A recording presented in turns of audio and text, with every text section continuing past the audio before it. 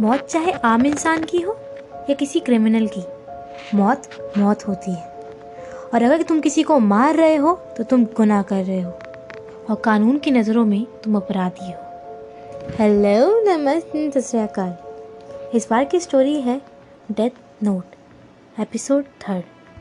अब तक हमने देखा कैसे एक ऑनलाइन ब्रॉडकास्टिंग शो के दौरान कागुमी एल की बातें सुन के गुस्सा हो जाता है और वो अपने उस बातों को अपने ऊपर ले लेता है और खुद को चैलेंज करने लगता है। जब स्क्रीन पे एल अपना नाम कुछ और बताता है और एक किसी और को उसकी जगह पे बिठा देता है तो एल उसका नाम डायरी में लिख देता है। मगर वहाँ पे बैठे हुए इंसान की तो मौत हो जाती है, मगर एल ये बात समझ जाता है कि कागुमी ये जानता है कि स्क्रीन पे अगर किसी का भी नाम दिखाया जाएगा या किसी क्रिमिनल का चेहरा और नाम दोनों बताए जाएंगे तो वो किसी की मौत ले।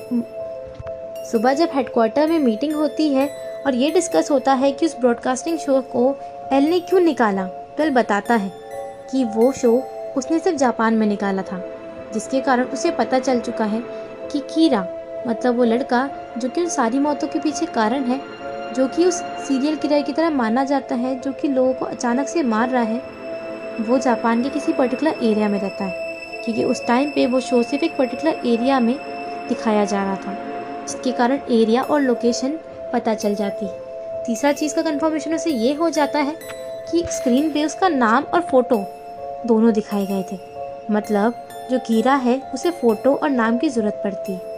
एक डेटा निकाला गया जो कि उन्हीं में से एक ऑफिसर ने बताया कि ऑनलाइन साइट्स पे 319 लोगों ने ये बोला है कि वो कीरा को जानते हैं। उनमें से 21 लोगों ने ये बोला कि कीरा उनके जान पहचान वाले हैं। उसमें से 7 ने ये दावा किया कि वही कीरा है। उन सारी बातों से ये पता चलता है कि लोगों के बीच में ये बात बहुत ज़्यादा फैल चुकी है और लोग इस चीज़ को कुछ कुछ मज़े में और कुछ कुछ मजाक में ले रहे थे। एक और ऑफिसर वहाँ पे खड़ा हुआ और उसने अपनी रिपोर्ट का डेटा बताया। उसने बताया कि मौत का वक्त हमेशा 4 बजे से 2 बजे के बीच में होता है और अधिकतर वीकेंड्स पे वो टाइम चेंज हो जाता है और 80% वो 8 से 12 बजे के बीच में होता है। तो एल इस बात का दावा करता है कि वो शायद एक स्टूडेंट हो सकता है। जब वो कागुमी इस बात को सुन लेता है कि एल इस बारे में भी सोच सकता है, एल किसी स्टूडेंट पे भी शक कर सकता है, तो वो मौत का कारण और मौत की टाइमिंग से खेलने लगता है। वो पहले से ही टाइम लिख देता और उसके बारे में डिटेल्स लिख देता और एंड मोमेंट पे उस नाम को ऐड कर देता, ताकि वो अलग अलग जगहों पे होने के बाद भी लोगों की मौत का कारण और लोगों का टाइम चेंज कर पाए, ताकि कोई उस पर शक ना करे। इस बात को सोच के जब अगले दिन एक नई रिपोर्ट निकल के आती है जिसमें कि 13 लोगों की मौत, जिसमें 23 लोगों की मौत एक दिन में होती है और उन सब का अलग अलग टाइम होता है। 1 घंटे के बाद दूसरी मौत, दूसरी घंटे के बाद तीसरी मौत, जिसके कारण ऑफिसर से समझ जाते हैं कि वो एक स्टूडेंट नहीं है। मगर एल इस बात का दावा करता है कि वो एक स्टूडेंट है, वरना हमारे कहने के बाद ही वो टाइम चेंज क्यों होने लगा अचानक से, जिसके कारण सब लोग सोच में पड़ जाते हैं।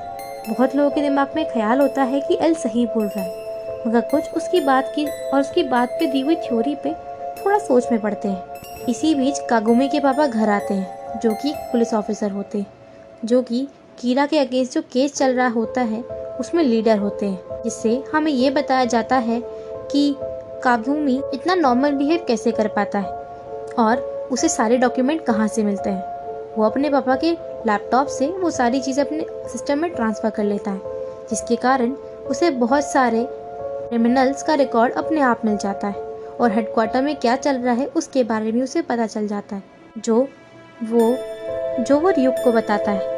और र्यूक कहता है कि तुम तो बहुत समझदार हो। इसी बीच कागुमी एल के बारे में सोच रहा होता है। वो सोचता है कि अब शायद पुलिस वाले एल पे शक करेंगे और एल भी किसी पुलिस वाले पे शक करेगा। शायद वो उसके परिवार वालों पे भी शक कर सकता है, जिसके कारण पुलिस वालों को एल से और एल को पुलिस वालों से भरोसा उठ जाएगा। अगर उन्हें पता चलेगा कि एल उन पे शक कर रहा है तो वो उनसे काम करने को मना कर दें और वो ही एल के अगेंस्ट कार्रवाई करनी शुरू कर दें और एल को ढूंढना शुरू कर दें, और जब एल मिल जाएगा तब मैं उसे मार दूंगा। ये सोच के कागुमी एक प्लान बनाता है। अगले दिन ऑफिस में एल के सामने एक डिस्कशन चल रहा होता है जिसके बीच में 3 ऑफिसर्स आते हैं और वो कहते हैं कि हम अपनी पोस्ट से रिज़ाइन करना चाहते हैं क्योंकि हम तो पुलिस वाले हैं और कीरा लोगों को मार रहा है और अब वो बेकसूरों को भी मार रहा है, जिसके कारण शायद उन्हें हमारा नाम पता हो क्योंकि हमारे पास आइडेंटिटी होती है और हमारा नाम सबको पता होता है। हम किसी की तरह अपना चेहरा छुपा के काम नहीं कर सकते और हम रिस्क भी नहीं लेना चाहते, इसलिए हम इस केस से रिज़ाइन कर रहे हैं और आपको शुभकामनाएं देते हैं कि आप अपना काम लगातार करते रहें। जिसके कारण कागुमी के पापा की उम्मीदें थोड़ी टूट जाती हैं, मगर एल इस बात को सोच के थोड़ा और सोच में पड़ जाता है। जब कागुमी स्कूल से वापस आ रहा होता है तो र्यूक उसे एक बात बोलता है कि तुम्हारा कोई पीछा कर रहा है। मैं जानता हूँ वो तुम्हारा पीछा कर रहा है, मगर मैं तुम्हारे हमेशा साथ रहता हूँ इसलिए मुझे लग रहा है कि वो मेरा पीछा कर रहा है। जिसके कारण कागुमी थोड़ा सा अलर्ट हो जाता है। वो घर जाने के बाद थोड़ी देर तक बाहर देखता है उस इंसान को जो उसका पीछा कर रहा था। तभी फिर र्यूक उसे एक बारे में बताता है, एक सौदा जो कि र्यूक उसके सामने रखता है। वो 2 अंतर बताता है। एक जो चीनी चैमी होता है, अगर वो किसी की जान लेता है और डेथ नोट में उसका नाम लिखता है तो उसके पीछे की पूरी ज़िंदगी जो कि बची हुई होती है वो चीनी की चैमी की ज़िंदगी में जुड़ जाती है, जिसके कारण चीनी चैमी और लंबा जीता है। और डेथ नोट यूज़ करने वाले को ये फैसिलिटी नहीं मिलती, उसको ऐसी कोई पावर नहीं मिलती। मगर वो बोलता है कि जो दूसरा डिफरेंस है वो कागुमी तुम्हारे काम आ सकता है।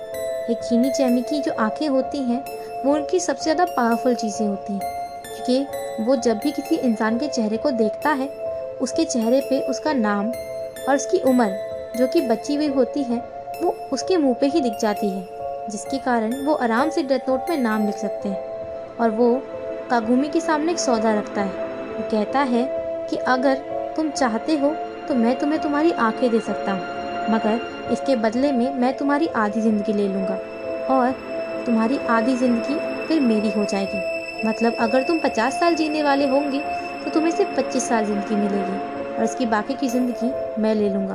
बताओ, सौदा मंजूर है? कागुमी इस बारे में सोचता है और वो बोलता है कि तुम शायद पागल हो, तुमने मुझे पहले क्यों नहीं बताया, मगर अब तुम मेरे को बता रहे हो। पर मुझे इस चीज़ में कोई इंटरेस्ट नहीं है क्योंकि मैं सब बुरे लोगों को मारने के बाद इस दुनिया को थोड़ा जीना चाहूँगा, ना कि अपनी ज़िंदगी कुर्बान करना चाहूँगा। तुम्हारा फैसला अच्छा है, मगर मैं ऐसे ही ठीक हूँ। र्यूक कागुमी के सामने एक सौदा रखता है, एक सौदा कि तुम मेरी आंखें ले लो, जिसके कारण तुम जब भी किसी इंसान के चेहरे को देखोगे उसके सामने उसका नाम लिखा हुआ आ जाएगा और उसकी बची हुई ज़िंदगी, और उसके कारण तुम डेथ नोट में किसी का भी नाम लिख सकते हो। तो आगे क्या होगा? क्या र्यूक मान जाएगा? क्या कागुमी उसकी बात में आ जाएगा और उसकी आंखें उसे दे देगा और बदले में अपनी आधी ज़िंदगी गंवा देगा? क्या क्या होगा आगे? अगर आपको पता है तो और नहीं पता तो प्लीज़ वेट करें। Still then be safe, be काम।